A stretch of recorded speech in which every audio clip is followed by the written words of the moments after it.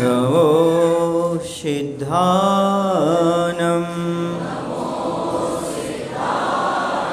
नमो आयर्यानं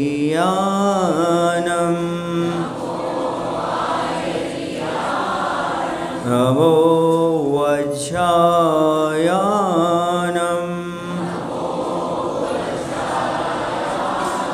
नमो लोये सौसाहुणं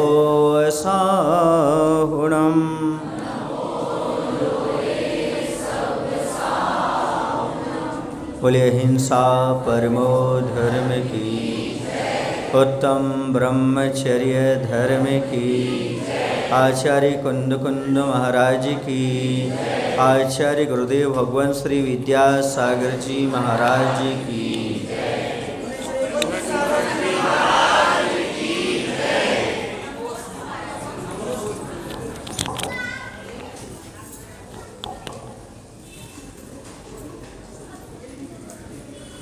आज का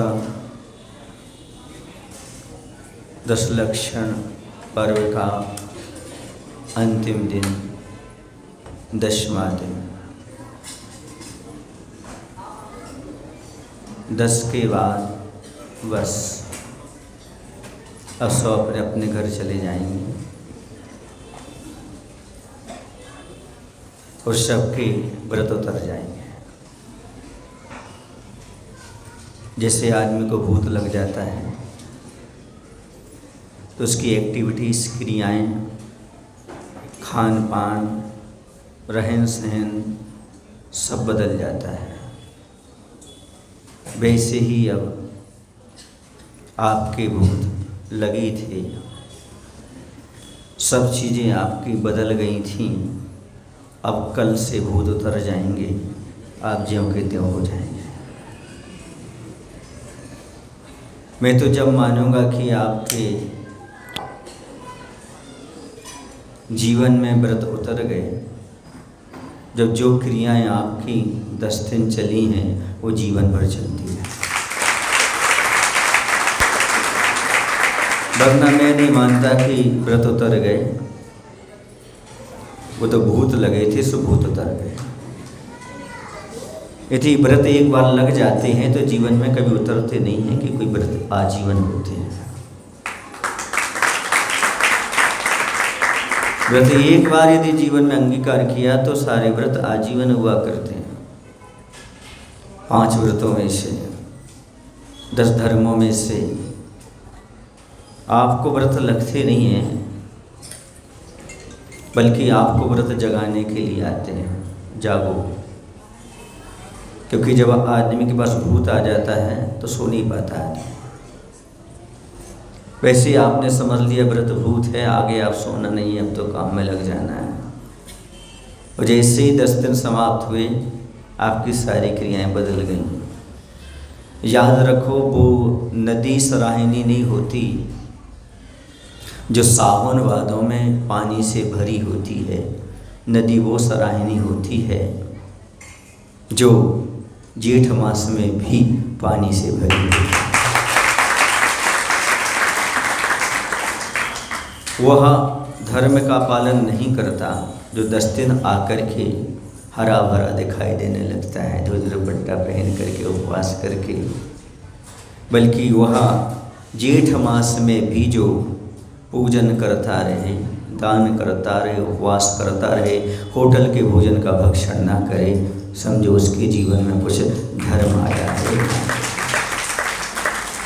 ऐसा ना हो कि 10 दिन तक तो सब कुछ खाया पिया नहीं, 11वें दिन होटल का भी चल गया। तो यह धर्म नहीं है।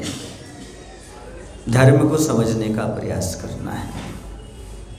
धर्म हमारे जीवन में क्रिया में उतर आना चाहिए। 10 दिन तक कोई व्यक्ति को पागल कहो और पागल के बीच में रहे तो थोड़ा बहुत तो पागल आदमी हो ही जाता है। वैसे 10 दिन तुम धार्मिक क्रिया में रह रहे हो, 10 धर्मों में रह रहे हो, थोड़ा बहुत तो आपके जीवन में धर्म आ जाना चाहिए, ऐसी मेरी मान्यता है। जो लोग अभिषेक पूजन से नहीं जुड़े थे, जो नए लोग जुड़ गए हैं, उन्हें अब जीवन भर ये संकल्प लेना चाहिए, जब भी हम मंदिर के पास रहेंगे, आसपास रहेंगे, निश्चित रूप से हम अभिषेक और पूजन अवश्य करेंगे। आज 10वां दिन ब्रह्मचर्य धर्म का है। यदि ये जीवन में आ जाता है तो फिर बस हो जाता है। ब्रह्मचर्य का अर्थ होता है ब्रह्म आत्मने चरतीति ब्रह्मचर्य। ब्रह्म के दो अर्थ होते हैं, आत्मा होता है और ज्ञान भी होता है। जो ज्ञान की आराधना में लीन हो जाए, ब्रह्म जो आत्मा में रमण करने लगे, वह ब्रह्मचारी हुआ करता है। काम को निष्काम करना ही ब्रह्मचर्य है। स्वयं के और दूसरे के शरीर से ममत्व भाव को हटाना ही ब्रह्मचर्य है। जीव की सर्वोत्तम दशा का नाम ब्रह्मचर्य है। और यदि देखा जाए तो आत्मा के स्वभाव का नाम ब्रह्मचर्य है। ब्रह्मचर्य का अर्थ भागना नहीं है, ब्रह्मचर्य का अर्थ डरना नहीं है, ब्रह्मचर्य का अर्थ है अपनी आत्मा में जागना। जो जाग गया सो ब्रह्मचर्य हो गया। न भागने वाला ब्रह्मचारी, न भोगने वाला ब्रह्मचारी है। ब्रह्मचारी तो इन सबके बीच में रहते हुए भी जो जाग जाए वही ब्रह्मचारी है। अंदर जागृति पैदा करना है, जागना है हमारे लिए कि हम अनादिकाल से जिस शरीर में आसक्त हैं उस शरीर से हमें दूर हटने का प्रयास करना है। जो हमारे अंदर काम बेकार है उस पर विजय प्राप्त करना है। रहना तो सबके बीच में, पर रिश्तों की पवित्रता बना करके चलना है, क्योंकि रिश्तों की पवित्रता का नाम ही ब्रह्मचर्य है। जिससे तुम्हारा जो रिश्ता है उसके अलावा और दूसरा कोई रिश्ता नहीं, वही आपका ब्रह्मचर्य है। गृहस्थों के जीवन में ब्रह्मचर्य का अर्थ इतना है, विवाह से पहले संबंध नहीं रहना, किसी संबंध नहीं रखना। विवाह के बाद विवाहेतर संबंध नहीं रखना। जब तक शादी नहीं हुई, जब तक किसी से कोई प्रकार का काम वासना रूप संबंध नहीं रखना। और जब विवाह हो गया तो जिसके साथ विवाह हुआ है उसको छोड़कर अब अन्य से कोई संबंध नहीं रखना। यही गृहस्थ जीवन का ब्रह्मचर्य है, जिसे आचार्यों ने सौदार संतोष व्रत कहा। सौदार मतलब अपनी स्त्री में, अपने दरवाजे में ही संतुष्ट रहना और इधर उधर ताक झांक नहीं करना। यही गृहस्थ का सौदार संतोष व्रत है। ऐसा नहीं है कि शादी के बाद आप ब्रह्मचर्य का पालन नहीं कर सकते। आचार्यों ने कहा जो सौदार संतोष व्रत लेता है, अपनी स्त्री में ही संतुष्ट रहता है, वह भी ब्रह्मचर्यानुव्रत का पालन करने वाला होता है। अनु माने छोटा, आप छोटे हैं इसलिए आपके पास अणुव्रत आ जाता है, और जो बड़े हैं उनके पास महाव्रत आ जाता है। मुनि महाराज के पास महाव्रत आ जाता है, उनका स्त्री मात्र का त्याग हो जाता है। आप लोग अपनी मात्र स्त्री में संतुष्ट रहते हैं, यही आपका ब्रह्मचर्य है। सौदार संतोष व्रत जो पालन कर लेते हैं, सौदार संतोष व्रत का समझते हैं अपनी स्त्री में ही, अपने पुरुष में ही संतुष्ट रहना, ये सौदार संतोष व्रत है। इसका जो मन वचन काय से पालन कर लेते हैं, सबसे बड़ा तो है उनका अनंत पाप कम हो जाता है।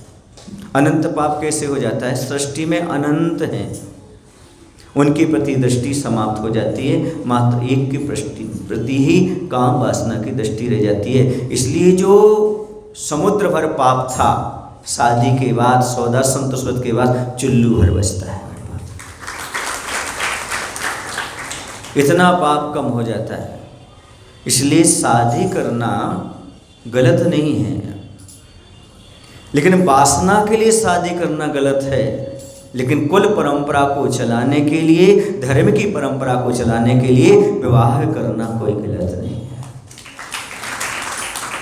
बिना विवाह क्या प्रवाहित हुआ? धर्म का प्रवाह। आज से लिखा है धर्म का जो परंपरा है वह बिना विवाह के चल सकती है क्या? सारे ब्रह्मचारी हो जाएंगे तो फिर आगे पुत्र नहीं होंगे, आगे पीढ़ी में धर्म रहेगा क्या? नहीं, कुल परंपरा को चलाने के लिए भी, धर्म की परंपरा को चलाने के लिए भी ये सारी चीज़ें आवश्यक हैं। लेकिन उसका उद्देश्य समझें आप, उसका उद्देश्य वासना की पूर्ति नहीं है, शरीर से प्रेम नहीं, बल्कि उसका उद्देश्य है कुल परंपरा हमारी चलती रहे, धर्म ध्यान हमारा चलता है। अगला फायदा ये है, सौदा संतोष व्रत लेने से विश्वास बढ़ता है। पति पत्नी का आपस में विश्वास रहता है। कोई कहीं भी जाए, कहीं भी रहे, लेकिन उन्हें विश्वास बना रहता है कि नहीं, हमारे जीवन साथी गलत नहीं कर सकते, उनके पास सौदार संतोष व्रत है। उस व्रत संकल्प बढ़ने से विश्वास भी बढ़ता है और कभी भी परिवार की व्यवस्था गड़बड़ाती नहीं है, क्योंकि सारी की सारी व्यवस्था विश्वास पर है और विश्वास गया तो सारी व्यवस्थाएं गड़बड़ा जाती हैं। कभी भी तनाव और टेंशन नहीं होता। अगला फायदा ये है कि समाज में इज्जत मिलती है और अपना शरीर भी स्वस्थ रहता है और अपने वीर की शक्ति की रक्षा भी होती रहती है। अगला फायदा ये भी है, जिनवाणी की, गुरु की, प्रभु की आज्ञा का पालन होता रहता है। क्योंकि आचार्यों ने कहा है, शादी के बाद सौदा संतोष व्रत ले लेना चाहिए गृहस्थों के लिए। ये मैंने आपको तरीका बताया। घर में रहते हुए भी, वैवाहिक जीवन में भी ब्रह्मचर्य का पालन कैसे करें, तो सौदा संतोष व्रत को लेकर के करें। विवाह के पहले किसी संबंध स्थापित ना करें और विवाह के बाद विवाहेतर संबंध ना रखें, अपनी पत्नी में ही संतुष्ट रहें। अगला उपाय ये है कि आप अष्टमी चतुर्दशी पर्व के दिनों में ब्रह्मचर्य से रहें। अगला ये है कि गरिष्ठ भोजन आदि ना करें, सात्विक भोजन करें, गाने आदि ना सुने, मोबाइल से थोड़ा बचने का प्रयास करें और जो हमारे पास है, जो हमारा जीवन साथी प्राप्त है, वो पर्याप्त है, ऐसी मान्यता रखकर आप घर में रहकर भी ब्रह्मचर्य का पालन कर सकते हैं, जैसे आचार्यों ने ब्रह्मचर्य अनुव्रत कहा है। ये आपके गृहस्थ जीवन की नींव है, समझो। आप गृहस्थ जीवन में बहुत बड़ा काम कर रहे हैं, इस प्रकार का काम कर लेते हैं तो, क्योंकि ब्रह्मचर्य का अर्थ तो होता है आत्मा में लीन होना, पर पदार्थों से पृथक होकर के, यही कहलाता है। लेकिन इतना आप नहीं कर सकते तो कम से कम थोड़ा तो अपने जीवन में काम कर सकते हो। जो पूर्ण ब्रह्मचर्य का पालन करने वाले होते हैं वह क्या करते हैं, तो 3 दृष्टि बना लेते हैं अपने जीवन में। 3 दृष्टि क्या बना लेते हैं? वो ये दृष्टि बना लेते हैं, 3 दृष्टि जो अपने से छोटी हैं उनको बेटी समान मान लेते हैं, बना के नहीं चलते हैं, मान्यता में रखते हैं। और जो हम उम्र होते हैं उन्हें बहन के रूप में देखते हैं, और जो उनसे उम्र बड़े होते हैं उनके प्रति माता की दृष्टि बना करके चलते हैं। उनका ब्रह्मचर्य अच्छे से बढ़ता है। दूसरा आता है कि वह शरीर को रज और वीर्य के मिश्रण से बना हुआ है। यह मल को उत्पन्न कराने वाला, मल को बहाने वाला है, दुर्गंध युक्त है। इस प्रकार से शरीर को देखा करते, मांस के लोथरे हैं, इस प्रकार की दृष्टि उनकी रहती है तो ब्रह्मचर्य का पालन हो जाता है। आगे वो क्या करते हैं, वह रूप पर नहीं रीझते, स्वरूप पर रीझते हैं। शरीर से पार जो आत्मा है उसकी ओर ध्यान देते हैं, शरीर को गौण कर जाते हैं।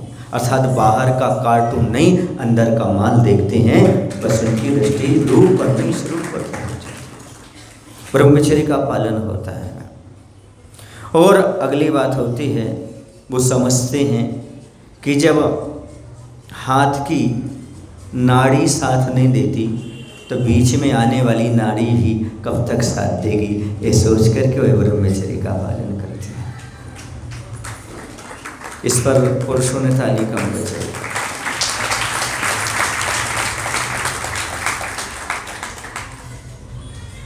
ये शरीर अनादिकाल से भोगा गया है। इष्टोपदेश में आचार्य पूज्यपाद स्वामी कहते हैं, भुक्तोर्छता मोहर मोहन, बार बार मोहर मोहर, बार बार जिस चीज़ को भोगा जाए वो जूठन हो जाती है, और शरीर को बार बार भोगा है तो ये जूठन के समान है। ऐसा चिंतन करने वाला व्यक्ति दूसरे शरीर को फिर पुनः भोगने का भाव नहीं करता, ब्रह्मचर्य की साधना में लग जाता है। वह सोचता है, एक बार की बात है, राहतगढ़ की बात है ये। उम्र छोटी होने से उस समय पढ़ाई भी चलती थी, तो एक युवा पूछता है ब्रह्मचर्य अवस्था में मुझसे, क्या जरूरत थी तुम्हें व्रत लेने की, क्या कमी थी, व्रत क्यों लिया? अरे बहुत सी बातें उसने कही, मैं सुनता रहा। फिर बाद में उसने एक बात कह दी, उसने कहा अरे आपका तो वही फूल सा जीवन है। फिर हमने कहा भैया मेरा जीवन फूल सा है, और सुना गया है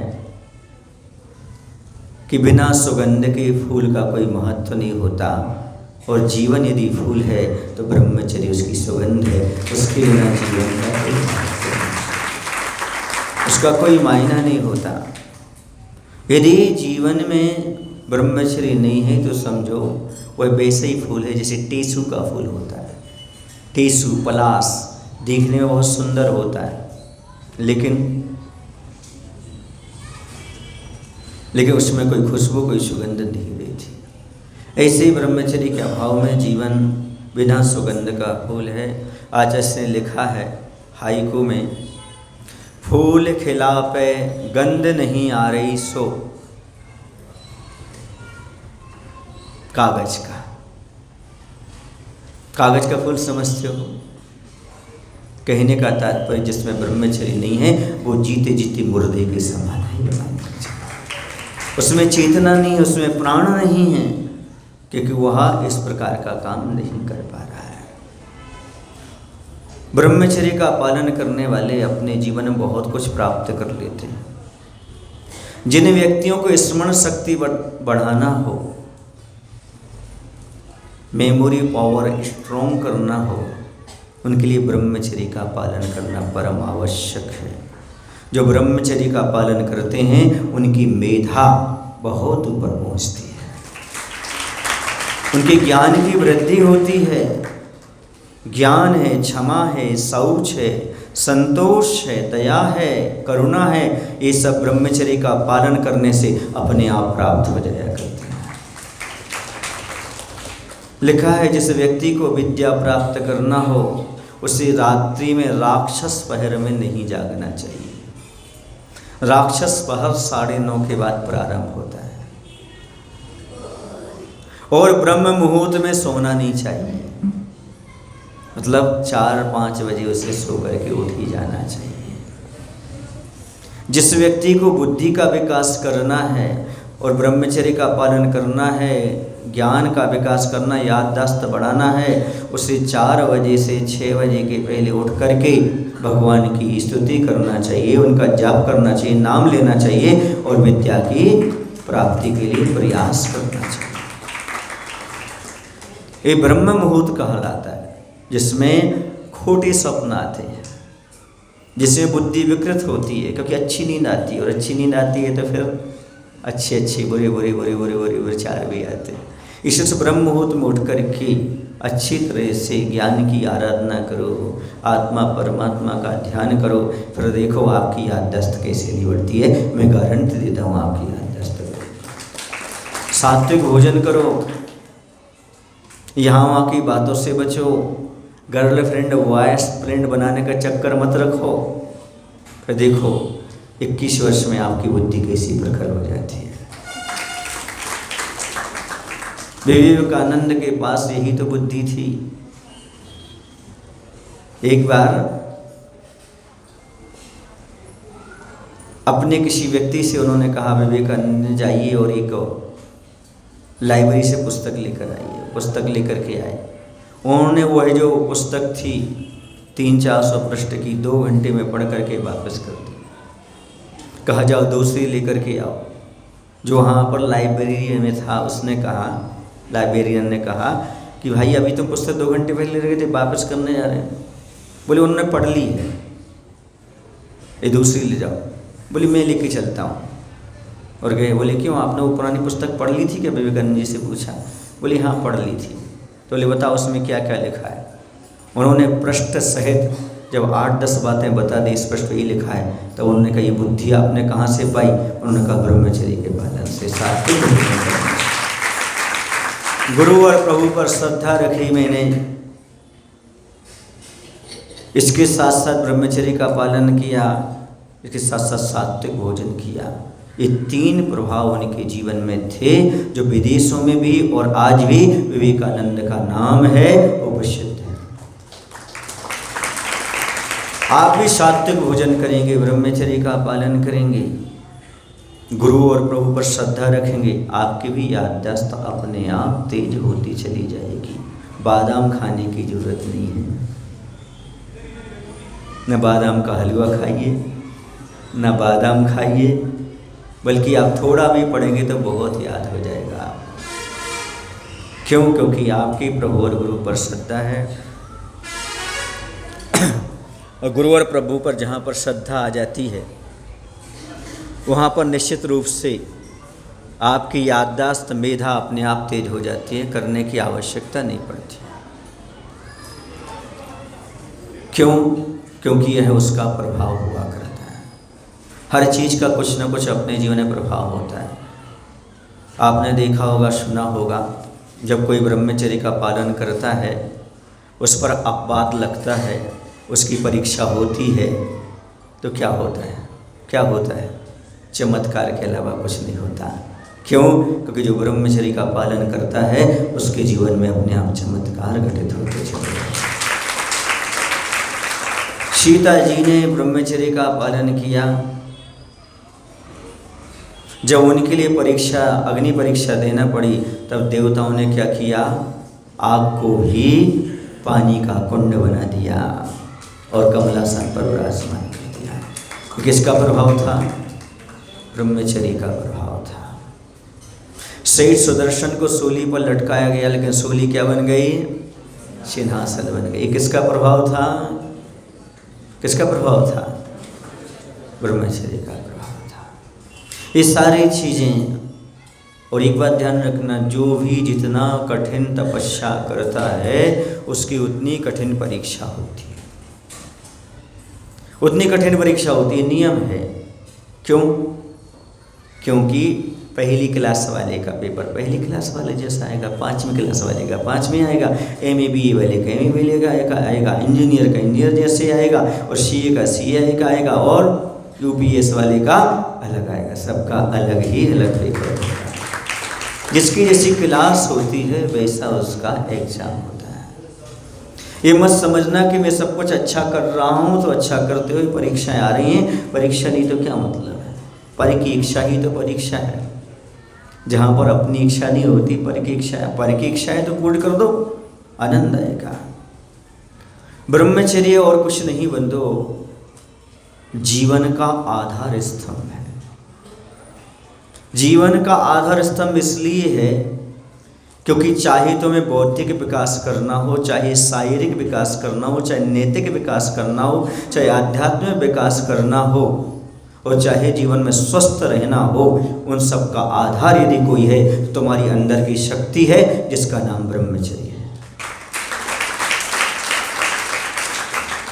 जो साधना करने वाले होते हैं वो क्या करते हैं? जैसे बिजली उत्पन्न वाले काम करते हैं। पानी का स्टोर कर लेते हैं, उसे बहने नहीं देते हैं, पर उसको ऐसा ताप देते हैं जिसके माध्यम से विद्युत का निर्माण कर देती है और सारे देश में उजाला फैला देती है। ऐसे ही ब्रह्मचर्य का पालन करने वाले अपनी शक्ति को व्यर्थ नहीं जाने देते, उसको अपने शक्ति साधना के माध्यम से रीढ़ की हड्डी के यहाँ से ऊपर ले जाते हैं, मस्तिष्क में रखते हैं, जब चाहो तब उपयोग करते रहते हैं और ज्ञान का प्रकाश फैलता रहता है। इस सारी की सारी शक्ति हमारे पास है, बिखरी हुई यदि वेस्ट जाएगी तो कुछ भी नहीं मिलेगा, और उसे स्टोर करके उसे अपना उपयोग में लाएंगे तो काम होता चला जाएगा। देख लेना, जिन लोगों ने 2 महीने पहले से ब्रह्मचर्य पाला होगा उन्हें उपवास में 10 उपवास में कष्ट नहीं होता। तकलीफ नहीं होती, क्योंकि वह अच्छे से पहले से अपनी शक्ति को बचा करके रखते हैं।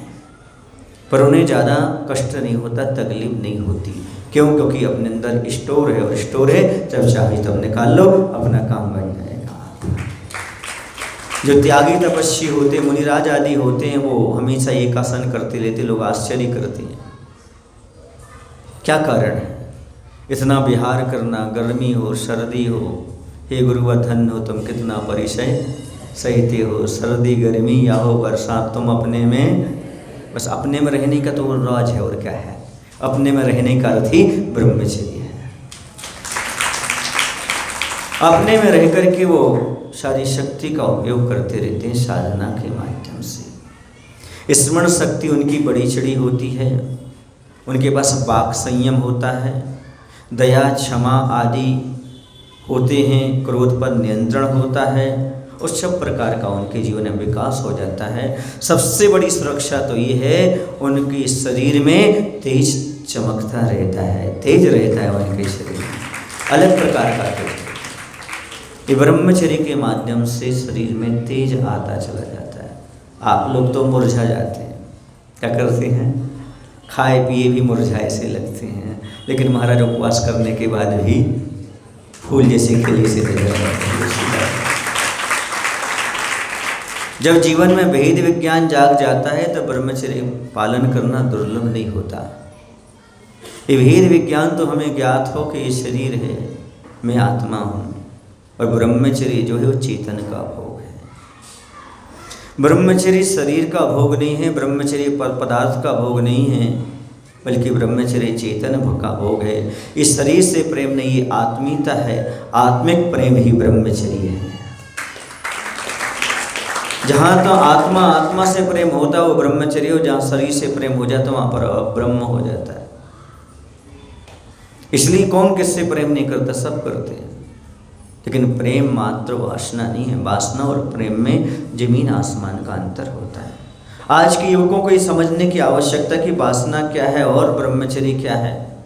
याद रखो, वासना जो है वह एक प्रकार से अपने जीवन में क्या करती है?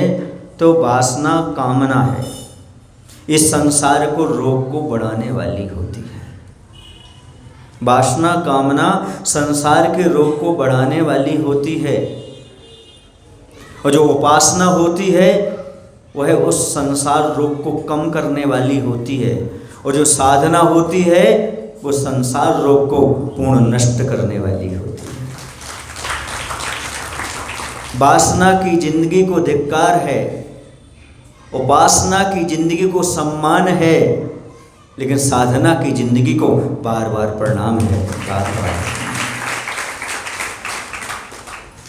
जो वासना की लहर में बह रहे हैं वो दुर्गति के पात्र हो जाते हैं, जो उपासना में लगे हुए हैं वो सदगति के पात्र हो जाते हैं, जो साधना में लगे हुए हैं वो पंचम गति को प्राप्त हो जाते हैं।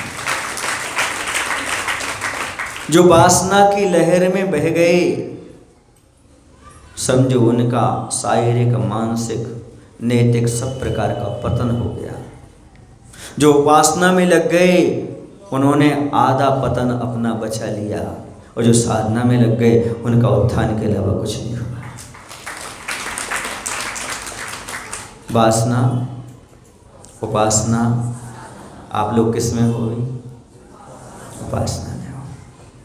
यदि आप ब्रह्मचर्य का पालन करते हैं, भगवान की पूजन करते हैं, उपासना आदि करते हैं, उपवास व्रत आदि करते हैं, तो समझ लो आप लोग अभी उपासना में हैं। अब भगवान से प्रार्थना करो आगे हम साधना में आ जाएं। वासना में ना बह कर के ब्रह्मचर्य की उपासना करें, फिर बाद में ब्रह्मचर्य की साधना करें। क्योंकि आचार्यों ने गृहस्थ जीवन में 4 धर्म बताए, मुख्य 4 धर्म वो बताएं। दान पूजा शील उपवासो चौबेहो धम्मो। दान पूजा शील माने ब्रह्मचर्य और उपवास, ये 4 धर्म गृहस्थों को बताए हैं। जो ये 4 धर्म का पालन करता है वह गृहस्थ धर्म का पालन कर रहा है, ये मान करके चलो। दान करता है, पूजन करता है, ब्रह्मचर्य का पालन करता है और क्या करता है? उपवास करता है। आप लोग एक बात ध्यान रखो, आप चाहते हो कि हमारे घर में भी कोई महापुरुष जन्म लो, आप भी चाहते हैं कोई हमारे घर में ऐसा वीर पैदा हो, राष्ट्र हित में काम करे, समाज हित में काम करे, कोई मुनि बनकर, कोई त्यागी बन के आत्म कल्याण करे। इसके पीछे राज समझ लो, आपके घर में भी महापुरुष पैदा हो सकते हैं, स्वस्थ मस्त ज्ञानवान पुत्र हो सकते हैं, यदि आप समय समय पर ब्रह्मचर्य का पालन करते रहेंगे। यदि आप वास्तव में सात्विक भोजन करते हुए, सात्विक विचार रखते हुए, ब्रह्मचर्य से की साधना करते हुए इस प्रकार का आप जीवन यापन करेंगे तो आपके घर में कभी विकलांग संतान उत्पन्न नहीं होगी, कभी विक्षिप्त संतान उत्पन्न नहीं होगी। क्यों? क्योंकि तुम इस प्रकार की साधना कर रहे हो। जब संतान की भला चाहते हो, कुल परंपरा अच्छी चलाना चाहते हो, तो आज संकल्प कर लो कि हम सात्विक भोजन करेंगे, सात्विक विचार रखेंगे और समय समय पर्वों पर ब्रह्मचर्य का पालन करेंगे। निश्चित रूप से आप संतान के प्रति, पीढ़ी के प्रति भला करते चले जाएंगे। तीर्थंकर के उत्पन्न होते ही उनके माता पिता ब्रह्मचर्य की साधना में लीन रहते। पूर्व भाव में भी बहुत सारी साधनाएं की होती हैं माता पिता ने, तभी जाकर के ऐसे पुत्र प्राप्त होते हैं। कौन नहीं चाहेगा कि हमारा पुत्र अच्छा हो, कौन नहीं चाहता हमारी संतान अच्छी हो, कौन नहीं चाहता कि संतान, सब कुछ निछावर करने तैयार हो जाते। बस एक काम वासना का और जिह्वा इंद्री के भोजन का, इसका त्याग कर दो, आपकी संतान बहुत अच्छी होगी। मंदोदरी कहती है प्रशंसा करते हुए रामचंद्र जी के परिवार की, कहती धन राम त्वया माता, धन्य राम त्वया पिता, धन्या राम त्वया वंशा, परदारा न पश्यति। हिंदी में समझा देते हैं आपको। मंदोदरी करेगी, धन्य है राम तुम्हारी माता, धन्य है राम तुम्हारे पिता, धन्य है राम तुम्हारा वंश, जिसमें पराई स्त्री को बुरी दृष्टि से नहीं देखा जाता। उनके माता धन है, उनके पिता धन है, उनका वंश धन है, जिनके यहाँ पराई स्त्री पर बुरी नजर नहीं डाली जाती। ये कितना बड़ा धर्म है, समझ में आ रहा है? क्योंकि उनका नाम था मर्यादा पुरुषोत्तम राम। और जो मर्यादा पुरुषोत्तम होते हैं वो कभी मर्यादा का उल्लंघन नहीं करते। आज दुनिया में जहाँ भी जाओ, वहाँ पर भारत देश के अलावा अन्य देशों में भी राम, महावीर, हनुमान, इनकी आज ही प्रसिद्धि है। इसका कारण यही है, इन लोगों ने कभी भी मर्यादा का उल्लंघन नहीं किया। जितने भी महापुरुष हुए, बहुत बड़ा टैलेंट नहीं चाहिए पड़ता है आपके लिए प्रसिद्ध होने के लिए, पूज्य बनने के लिए मानवता काफ़ी है। आज पता नहीं हर चौराहे पर राम के, हनुमान के, कृष्ण के, महावीर के मंदिर क्यों मिला करते हैं? क्या इन्होंने टैलेंट यूनिवर्सिटी में जाके प्राप्त की थी? बिल्कुल नहीं, मात्र इन्होंने मानवता की शिक्षा प्राप्त की थी। मानवता की ब्रह्मचर्य मानवता है। आज आप देख रहे हैं विदेशों में धर्म क्यों नहीं बचा? इसका यही कारण है, सुबह विवाह, शाम को तलाक। 50 वर्ष की उम्र में 70 नंबर की शादी हो रही है। और जहाँ पर ये चलेगा वहाँ पर कहीं भी धर्म कर्म रह नहीं सकता, स्वास्थ्य ठीक रह नहीं सकता। ये नियम है। एकमात्र भारत देश में आज भी मर्यादा बनी हुई, धर्म बना हुआ है, उसका मात्र यही की कारण है सौदार संतोष व्रत, अपनी स्त्री में जीवन भर निकालना, अपने पुरुष में जीवन भर निकालना। ये है सबसे बड़ा लक्ष्य। आज आप देख रहे हैं विदेशों में धर्म आज धर्म बचा हुआ है तो इसी पर आधारित है। बहुत बड़ी बड़ी बातें बता करके मैं आपके लिए धर्म की बातें ऊपर से नहीं निकालना चाहता हूँ।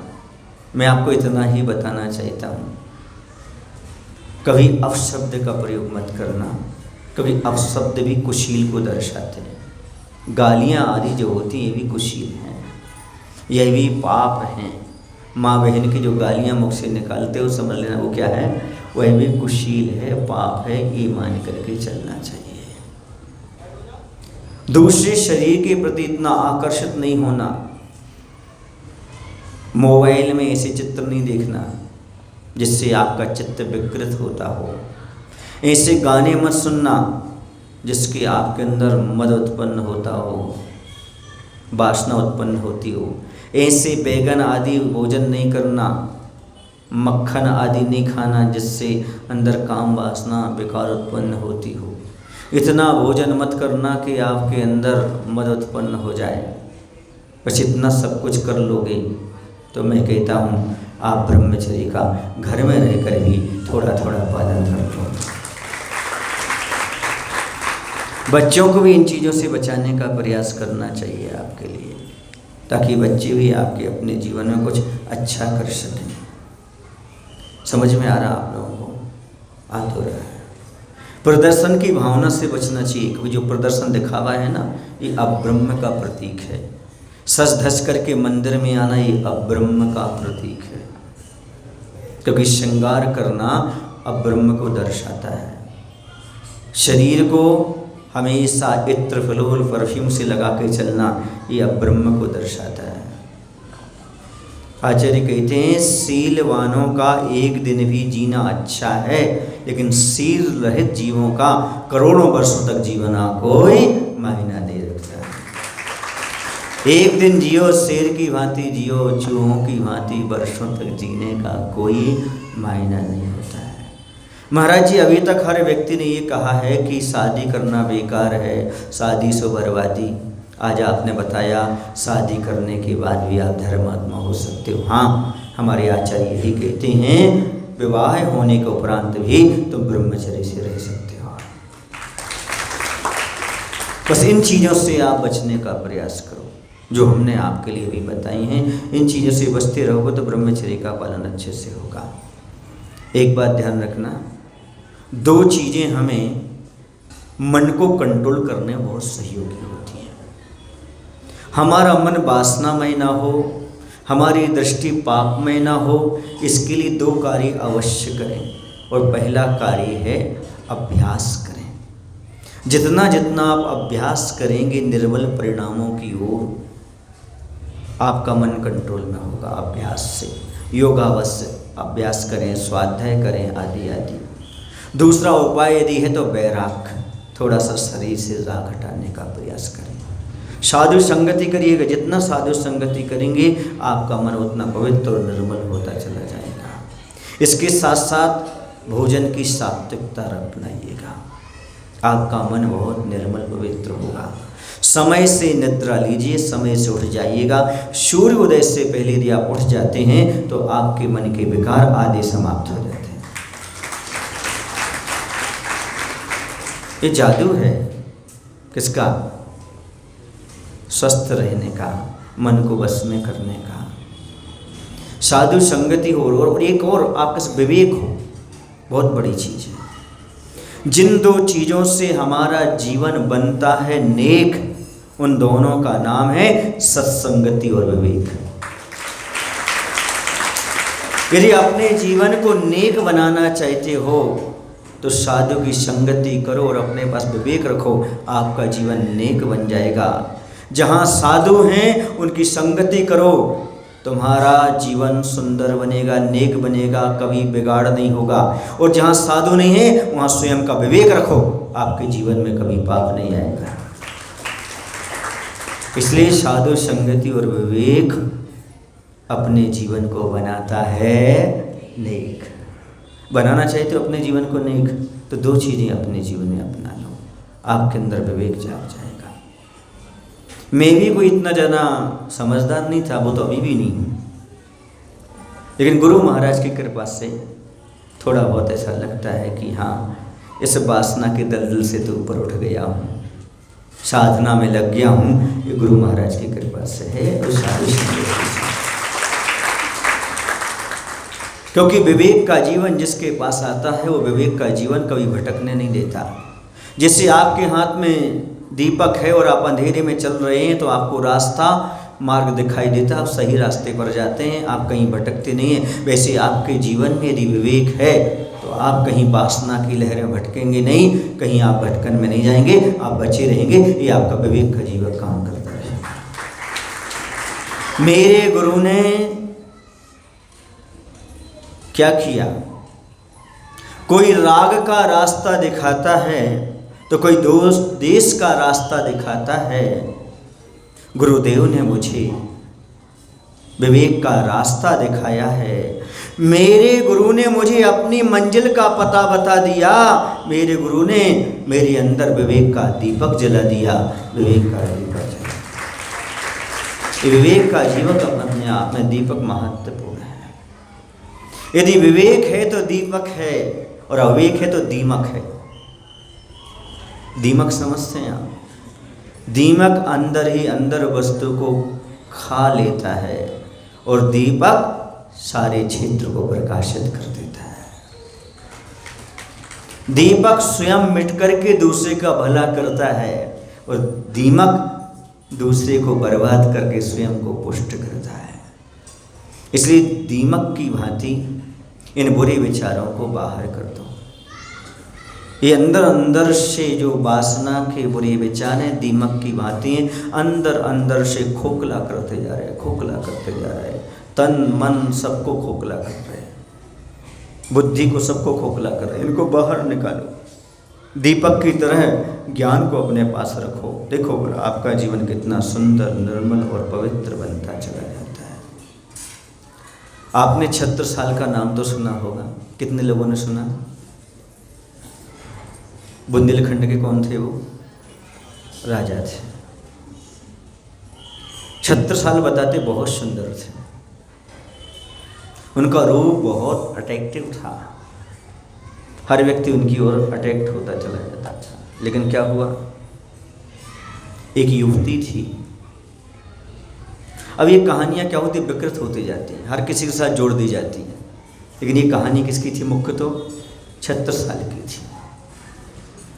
उस समय एक युवती उनके पास आई और उन्होंने निवेदन किया। क्या निवेदन किया? कि मैं बहुत गरीब हूँ, आपकी मुझे ज़रूरत है, आप हमारे घर पधारिएगा। वो और लोगों के साथ उनके घर पर पहुँच गए। उसने सबको बाहर रोक दिया कि राजा को अंदर ले गए। उसने कहा, आप हम पर कृपा कीजिएगा। बोले, इतना बड़ा आपका भवन है, सब चीज़ें हैं, क्या ज़रूरत है आपको? बोलिए क्या ज़रूरत है? उनका कुछ नहीं, आप समझ नहीं पा रहे हैं, आप हमें संतुष्ट करने की कृपा करिएगा। उन्होंने कहा, आपको जो चाहिए हो मैं भिजवा दूंगा।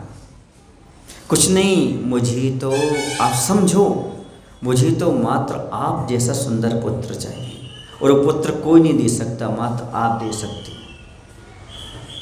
उन्होंने हाथ जोड़ लिए और एक ही शब्द कहा, देखो माता, पाप करने की ज़रूरत नहीं है, तुम मेरी माता बन जाओ, मैं तुम्हारा पुत्र बन जाऊँ।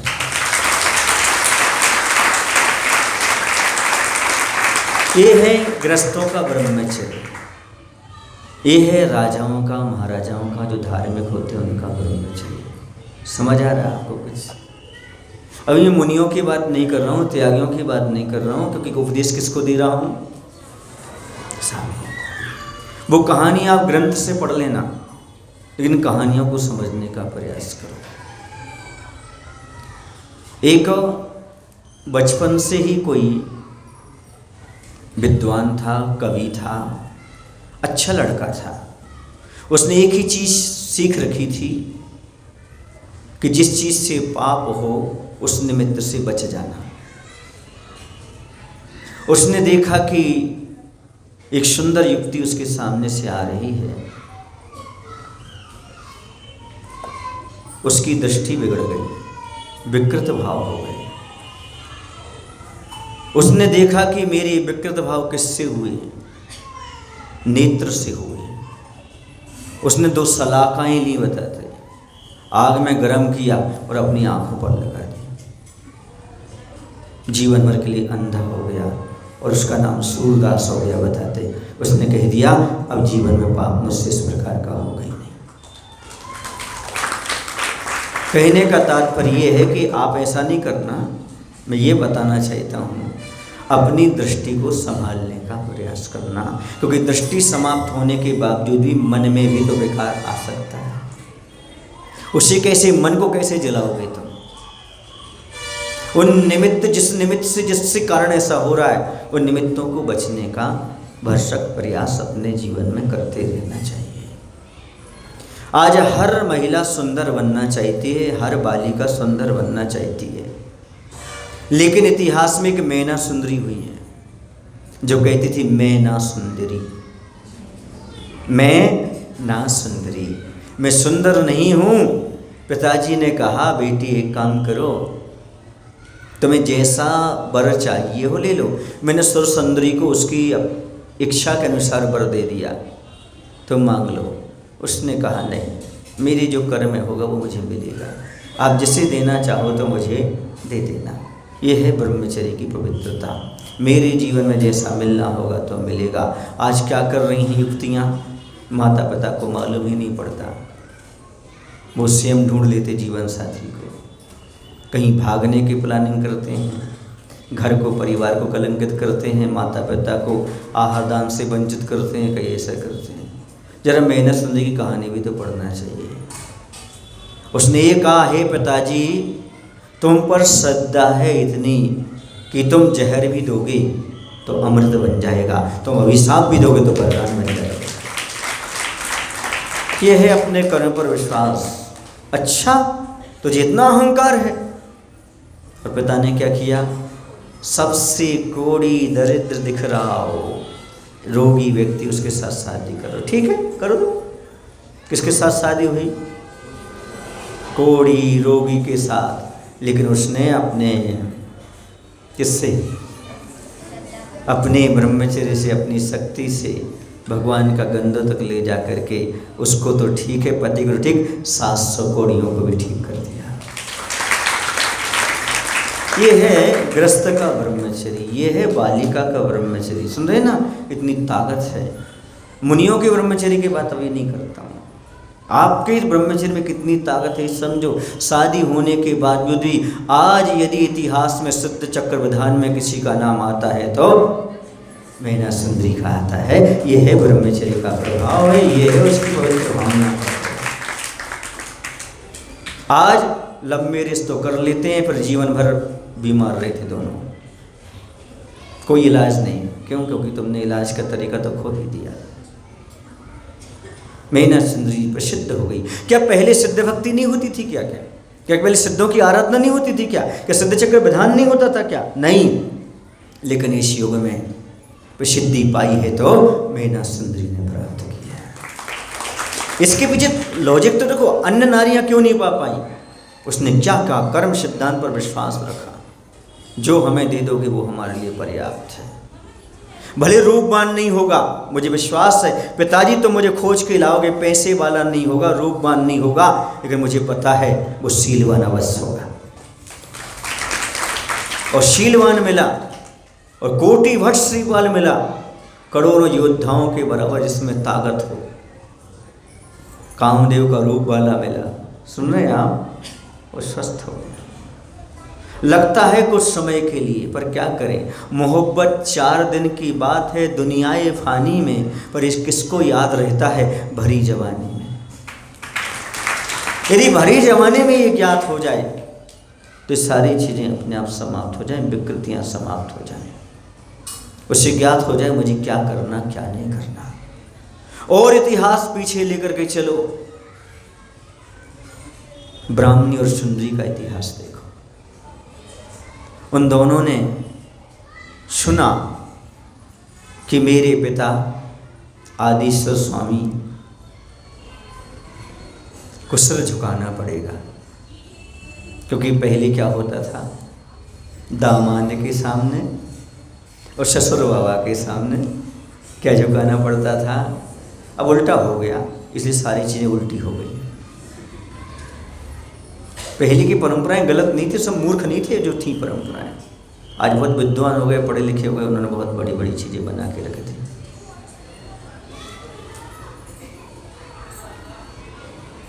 उन्होंने एक ही कहा, एक ही बात कही, पिताजी आप किसी के सामने सिर नहीं झुकाओगे, लेकिन मेरे कारण आपको सिर झुकाना पड़ेगा। नहीं, ये कभी नहीं हो सकता।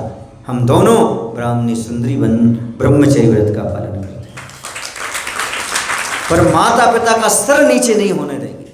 ये कहलाती संतान। ये संतान आगे चल करके भगवान बनेंगे, निश्चित रूप से भगवान बनेंगे। इतिहास में तो महान है ही, क्योंकि जो माता पिता का सिर नहीं झुकने देती। और कभी कभी बच्चियां आज की ऐसा काम कर जाती हैं, माता पिता किसी आंख नहीं मिला पाती, सिर उठा करके नहीं चल पाते। इनके जीवन को धिक्कार है, इन्हें दुर्गति मिलेगी, कोई सदगति नहीं मिलेगी।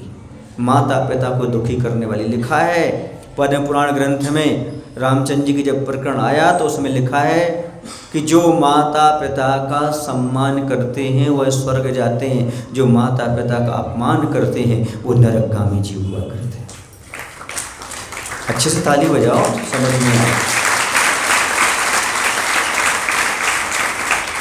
ये था मैना सुंदरी के बाद किनका नंबर बताया, उसके पहले ब्राह्मणी सुंदरी का ये उद्देश्य था। और आज कहाँ कहाँ क्या क्या कर रहे हैं आप समझ रहे हैं। माता पिता का सिर नहीं झुकना चाहिए। हम लेने के लिए, सब कुछ करने के लिए तैयार, हम ब्रह्मचर्य लेने के लिए तैयार है। नहीं, ऐसा संभव नहीं है। मैं कहता हूँ कि आप लोग ऐसा नियम मत लो, लेकिन जिनकी शादी नहीं हुई है वो कम से कम इतना संकल्प कर लो कि माता पिता जहाँ सिर झुकाना चाहें झुका लें, पर मैं अपनी मर्जी से नहीं कहूँगा यहाँ से झुकाना पड़ेगा। अर्थात माता पिता जहाँ करेंगे शादी कर लूँगा, मैं अपनी मर्जी से शादी की बात। ये सब कम से कम संकल्प कर सकते हैं। और शादी करेंगे तो किसी भगवान महावीर की अभिषेक करने वाले से, मुनि को दान देने वाले से करूँगा। ये संकल्प होना चाहिए। महाराज जी कैसी बात करते हो, आज का युग तो ये है जो हमें पहले गोवा ले जाए, जो जीन्स पहनने की छूट दे, जो रात्रि भोजन के लिए छूट दे। अब कहाँ पहुँच गए महाराज जी, कौन से युग में जी रहे हो आप। याद रखो, युग किसी में जियो, सिद्धांत नहीं बदलते, तुम बदल गए हो। सूरज पहले भी पूरब से उगता था, आज भी उगता है। रात में चंद्रमा रहता था, सूर्य नहीं रहता, आज भी चंद्रमा की चांदनी रहती है। कोई परिवर्तन नहीं होगा। परिवर्तन तुम्हारी मानसिकता में। इस मानसिकता को बदलने का प्रयास करो और वही सुखी हैं। एक बात बताऊँ आपको, पहले कभी भी पति पत्नी एक दूसरे को कब देखते थे?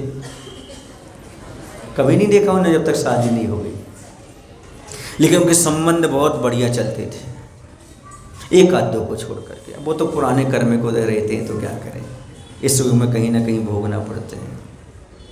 बहुत अच्छे से चलता था, लेकिन आज स्वयं देख करके आते हैं। अब कुछ कह नहीं सकते, तो मैंने तो पसंद किया था बेटा। हाँ। एक बार एक पत्नी बोलती है, कैसी सब्जी लाते हो, कैसे कपड़े लाते हो, तुम्हारी पसंद पर लानत है। बोले वही तो मैं कह रहा था, तो मैं पसंद से लाई ना, वही तो मैंने गलती कर दी। मेरी पसंद पर मैं खुद बसता रहा, तो मैं लेकर के आ गया। समझ में आ रहा है कुछ आपको क्या? एक पत्नी गुस्से में बोलती है, अरे तुम तो कितनी सस्ती चीज़ और कितने महंगे में लेकर के आ जाते हो।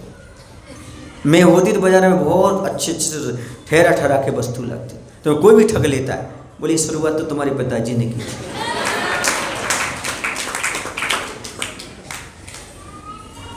याद रखो, नोक झोंक के साथ जियो, लेकिन कहीं ताक झांक मत करो, तुम्हारा जीवन बहुत अच्छा बनेगा। मुख्य बात ये कहते हैं, आपस में लड़ो भड़ो कोई दिक्कत नहीं, कहते टकरार में प्यार बढ़ता है। थोड़े बहुत तो लड़ाई झगड़ा होते रहे, कहते हैं बाद बात, लेकिन ध्यान रखना कभी भी ताक झांक नहीं करना। ताक झांक समझ रहे हो ना? हाँ, अपने परिवार में अपने में संतुष्ट रहना, कभी पाप की दृष्टि मत बनाना, आपका जीवन बहुत अच्छा। यदि गृहस्थ पवित्र ना होता तो मुनि पवित्र नहीं हो सकते, क्योंकि मील का कपड़ा अच्छा निकल रहा है तो मील अच्छी होगी ना। जिनके परिवारों से आत्म कल्याण से निकले हैं, जरूर उनके परिवार ने बहुत पुण्य किया होगा, बहुत सार्थकता। मैं कहता हूँ आप किसी और को मत सुधारो, मील को सुधार लो, सब अच्छा हो जाएगा। गृहस्थ जीवन जितना अच्छा आपका होगा, आगे उतना अच्छा आपका बनता चला जाएगा। नारी को धर्म पत्नी कहा जाता है। क्यों कहा जाता है? क्योंकि इतिहास में अभी तक देखने को ये मिला है, बहुत कम पति ऐसे हुए जिन्होंने पत्नी को रास्ते पर लगाया है। बहुत सारी पत्नियां लेकिन ऐसी हुई हैं जिन्होंने अपने पति को सही रास्ते पर। यदि आपके सामने ये चैलेंज आया है कि अपने पति को सुधारना है, तो मजबूती से डटे रहो, और कहीं ना कहीं एक दिन ऐसा आएगा, आप मन हल्का मत करो, उन्हें सुधारने का प्रयास करो, आएगा। बस अपने मन में विकल्प नहीं लाना, ये समझना कि पूर्व कर्म का उदय चल रहा है, बुरा भला नहीं कहना। इतिहास पढ़ करके देखो, बहुत सारी ऐसी स्थितियाँ। सुधारने वाले कौन रहे हैं? रानी चेलना जैसी रही है, जिन्होंने अधार्मिक अन्य मत वाले अपने पति सेणिक को भी जैन धर्म का अनुयायी बना लिया। एक समय आता है हर चीज का, जब समय टलता है तो सब ठीक होता चला जाता है, इस समझ करके चले। क्या करें, संसार में बहुत बड़ा अविवेक है, संसारी प्राणी समझता नहीं है, और कहीं ना कहीं निमित्त मिलता है तो वह भटक जाता है। एक नियम है, हमारा मन जो होता है वह पानी की तरह होता है, जैसे ढलान मिलता है तो नीचे की ओर ही बहता है। ऐसा मत कहना आप नल का पानी ढलान में जाएगा, कुएं का नहीं जाएगा, गंगा का नहीं जाएगा, कैसा भी पानी हो, यदि ढलान पर जाएगा तो नीचे उतर जाएगा। ऐसे हमारा मन है, निमित्त मिलता है तो वहाँ पर चला जाता है। लेकिन फिर यदि आपके लिए ऊपर भेजना हो तो हॉर्स पावर की मोटर लगाना पड़ती है। बस गुरु वो मोटर हैं जिनके पास आ जाओ, आपकी जो मन नीचे जा रहा है वो ऊपर की ओर चला जाए। स्वाध्याय में लग जाओ, आपका मन उस तरफ न जाकर इस तरफ आ जाएगा। कहते खाली दिमाग शैतान का और भरा दिमाग भगवान का है। इसलिए खाली दिमाग मत रखो, जितने खाली रहोगे तुम उतना तुम्हारा जीवन खाली होता जाएगा, और जितने तुम अपने आप को व्यस्त रहोगे उतने मस्त होते चले जाओगे। एक लव मैरिज होती है, दूसरी अरेंज मैरिज होती है ना। लव मैरिज किसे कहते हैं? पहले प्रेम बाद में शादी, उसका नाम क्या है? Love marriage. अरेंज मैरिज पहले शादी बाद में प्रेम। जो पहले शादी हो जाती है और बाद में प्रेम, पहले शादी हो गई बाद में प्रेम होता है, वो जीवन भर चलता है। लेकिन पहले प्रेम हुआ बाद में शादी हुई, उनका कोई भरोसा नहीं होता है, कल तक भी चले और 4 साल तक भी चले, कोई भरोसा नहीं। याद रखो, जो लव मैरिज वो कर्जा है, जी एक बार लेना पड़ता है, जीवन भर चुकाना पड़ता है। और अरेंज मैरिज वो है जिसमें कर्जा नहीं लेना पड़ता, बाप की संपत्ति है, जिंदगी भर ऐसे खाओ। समझ में आ रहा है? ये है, ये स्थिति यदि आपके जीवन में बन जाती तो बहुत अच्छी, इससे बचो। पहले आपने देखा है जो भी राजा महाराजा हुए हैं उनके यहाँ गुरुकुल होते थे। 25 वर्ष तक बच्चे को गुरु के कुल में ही रहना पड़ेगा, ब्रह्मचर्य का पालन करना पड़ेगा। पर जब 25 के बाद आते थे उनमें इतनी क्षमता रहती थी, हजार योद्धाओं से लड़ सकते थे। और जब वह शादी विवाह करते थे तब उनके यहाँ भी ऐसे वीर योद्धा संतान उत्पन्न होती थी। उसका रास्ता 25 साल तक ब्रह्मचर्य का पालन। यही आचार्य का कहना है कि आज यदि आपकी बच्चे बच्चियां 25 साल तक प्रतिभा स्थली में रहेंगे, जब बाहर निकलेंगे तब पूर्ण ग्रस्त जीवन में धर्म का पालन करते हैं। कोई एजुकेशन जो आपकी चल रही है वह कहीं ना कहीं गड़बड़ी में कर लेती है। एक साथ जहाँ पर बच्चा बच्चियाँ पढ़ते हैं वहाँ पर कहीं ना कहीं उनका आपस में तालमेल हो जाता है। और 10वीं क्लास के बाद तो भरोसा मत करना। 12-14 साल की बच्ची हुई है, उसको अकेला छोड़ना ठीक नहीं है।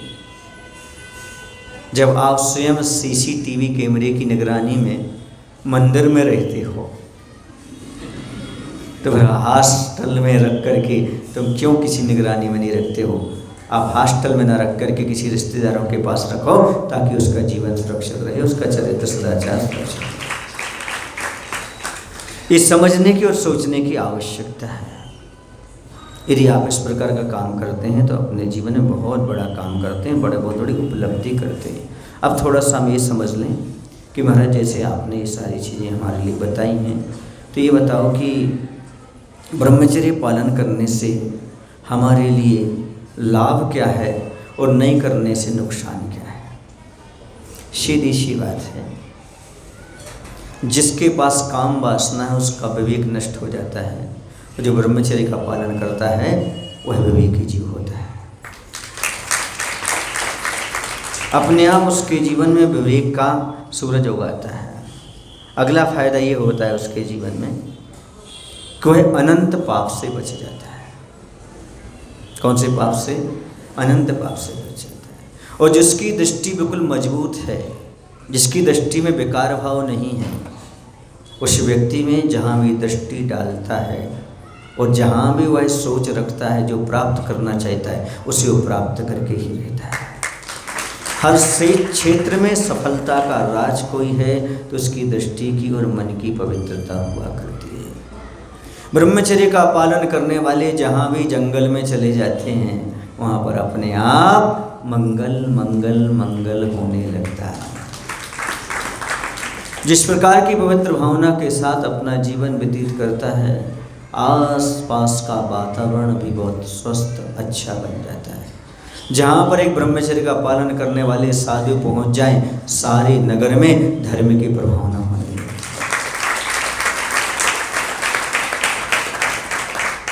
है। इतिहास गौरवान्वित होता है, समाज का नाम होता है। परिवार का तो कहते हैं 7 पीढ़ी सुधर जाती है। कितनी पीढ़ी? क्यों? क्योंकि उन्हें हमेशा याद आती रहती है, अरे हमारे परिवार से ये थे, हमारे परिवार से ये थे, इसलिए हमें कुछ ना कुछ तो करना चाहिए। उन्हें इस प्रकार का संदेश आदर्श प्राप्त हो जाता है। ब्रह्मचर्य एक जादू है। चिंतन, मनन, विचार, भाव सारी चीज़ें एक साथ पवित्र करने की क्षमता रखता है। चिंतन आएगा तो पवित्र, मनन होगा तो पवित्र, विचार आएंगे तो पवित्र, क्रियाएं होंगी तो पवित्र। समझ रहे हैं आप लोग कि नहीं? बहुत सारे बाण भट्ट हुए, धनवंतरी हुए, उन्होंने यही कहा है कि आप ब्रह्मचर्य से रहते हैं तो आप 75% रोगों से दूर हो जाएंगे।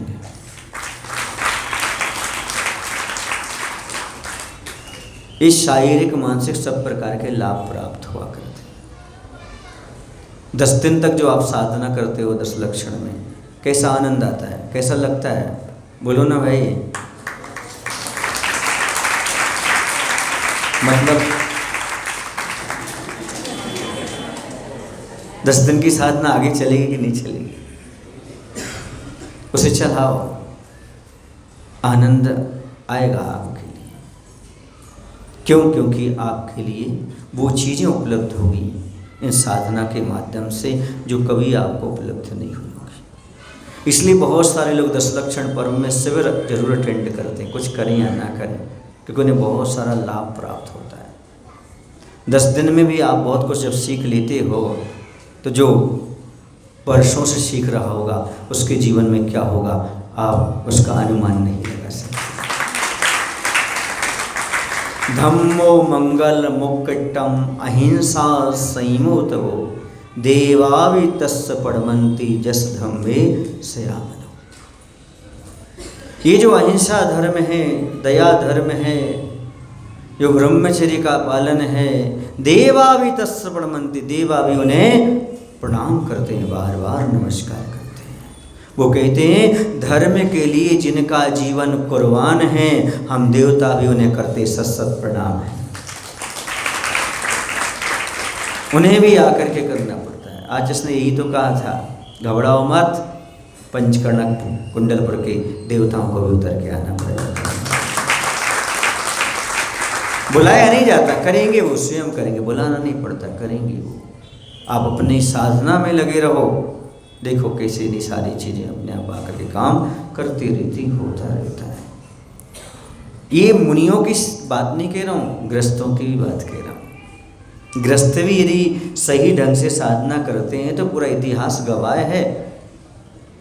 पुरुष ही नहीं, महिला भी करते तो भी। अंजना सती के लिए किसने किया, सीता सती के लिए व्यवस्था किसने की, मनोरमा के लिए किसने किया, बोलो? ये सब देवी देवताओं ने जाकर के व्यवस्था की। अब आपको लगता है कि ये कोई आश्चर्य की बात नहीं है। आप यदि अपने धर्म में दृढ़ रहते हैं तो आज भी भले बेमानक देव ना आए, लेकिन यहाँ पर जो व्यंतर वनवासी हैं वो आपकी व्यवस्था कर सकते हैं, आपकी सेवा कर सकते हैं। जैसे पारसनाथ का अवसर किसने दूर किया? धरणिन ने तो किया था, मुकुंद बेमानिक देव। तो ऐसी बात नहीं है, आपकी साधना में कुछ ना कुछ तो होना चाहिए। विशेष रूप से कुछ ना कुछ तो अपने जीवन में करो। यूं ही जिंदगी को समाप्त मत करो, जैसी जिंदगी मिली थी जा रही है ऐसा नहीं, बल्कि कुछ अपने जीवन में अच्छा लाभ प्राप्त करो। मैं कहानी तो नहीं सुनाऊंगा, लेकिन एक बात अवश्य कहूँगा ब्रह्मचर्य की पवित्रता के बारे में। एक बार क्या हुआ, एक व्यक्ति से जीवानी बिलछानी गड़बड़ हो गई। उसने पानी को छाना और उसकी बिलछानी क्या हो गई, गिर गई। वो मुनि के पास प्रायश्चित लेने के लिए गए। तो उन्होंने कहा, कुछ उन्होंने ऑप्शन दिए, जो अंत वाली बात बताना चाहता हूँ। उन्होंने कहा कि तुम एक काम करो, सबको भोजन पानी कराओ, पूरे नगर को। ये चंदेवा जो है तुम्हारा, ये बिल्कुल सफ़ेद हो जाए जो ऊपर लगा है, और जिस दिन जिसको भोजन कराओ उसके द्वारा हो जाए तो तुम्हारा प्रायश्चित पूरा हो जाएगा। प्रायश्चित क्या हो जाएगा? पूरा हो जाएगा। उन्होंने पूरे नगर के लोगों को भोजन कराया। ये जीवानी का गिरना सहज नहीं है, महान पाप है ये, जो अपना लगे पानी उपयोग कर रहा हो। एक दिन के जीवानी छूटने से प्रायश्चित दिया गया, और प्रायश्चित दिया। और एक विजय नाम का सेठ, विजया रानी थी, विजय सेठ था, सेठ था ना, दोनों थे, विजय और विजया, हाँ दोनों ने भोजन किया। और जैसे ही भोजन किया क्या हुआ, चंदेवा सफ़ेद हो गया। अरे बोले ये कैसे धर्मात्मा हैं? फिर मालूम पड़ा वो धर्मात्मा ऐसे थे, विजय ने पहली शादी के पहले शुक्ल पक्ष का ब्रह्मचर्य ले रखा था, और जो विजया रानी थी मतलब वो पहले उसने कृष्ण पक्ष का ले रखा था।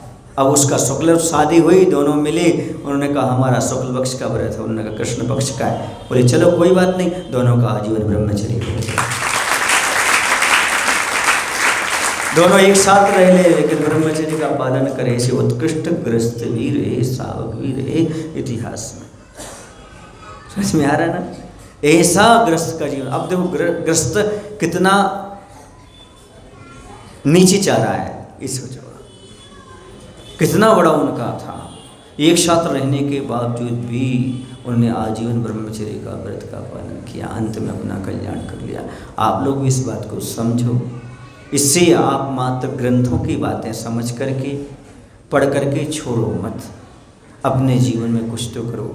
कम से कम ब्रह्मचर्य के दिन आपको व्यर्थ का श्रृंगार तो त्याग कर देना चाहिए, जिससे कोई श्रृंगार से लेना देना नहीं है। जो नाखून पालिश लिपस्टिक आदि परफ्यूम आदि का त्याग नहीं कर सकता, वो कभी ब्रह्मचर्य की आराधना भी नहीं कर सकता, साधना तो छोड़ो। ऐसे प्रसाधनों का तो कम से कम त्याग आजीवन कर ही देना चाहिए, यदि आगे ब्रह्मचर्य के लिए पहला कदम भी आपको आगे बढ़ाना है तो। अभी ब्रह्मचर्य तो नहीं है, बिल्कुल कोई अंशों में नहीं है। जो अपने शरीर का इस प्रकार का श्रृंगार करके घूमते हैं उनके जीवन में समझो कुछ नहीं है। और थोड़ा वस्त्रों की मर्यादा बना के चलो, वस्त्रों की मर्यादा बना करके चलो तो आप समझेंगे कि आपके जीवन में आधे आधे कपड़े पहन करके बाहर घूमना ठीक नहीं है। ये दूसरों की दृष्टि विकृत हो उसमें निमित्त आप भी बनते हैं, पाप में आप भी निमित्त बनते हैं। इसलिए सात्विक परिधान उपयोग करो, सात्विक भोजन करो, सात्विक विचार रखो। इसी का नाम ब्रह्मचर्य है। आपकी साधना चुप बोली महावीर भगवान की, आचार्य विद्यासागर जी महाराज की। हे प्रभु, हम सभी को इतनी शक्ति, इतनी बुद्धि देने की कृपा करो ताकि हम अपने जीवन में ब्रह्मचर्य की साधना ना कर सकें तो वासना की लहर में ना बह पाएं। कम से कम ब्रह्मचर्य की आराधना तो कर सकें, उपासना तो कर सकें, अपने ग्रस्त जीवन में संतुष्ट रह सकें और सौदार संतोष व्रत का पालन करते हुए अपने जीवन को धन्य बना सकें। नमो शिवाय।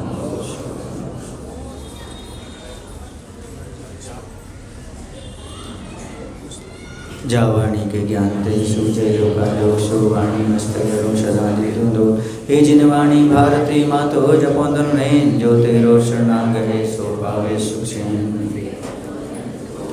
कायेश्वर करने के बाद जो लोग धोती दुपट्टा और साड़ी में हैं वो ही जाप में बैठें, बाकी दूसरी वेदी में जाकर के जो उनको करना है वो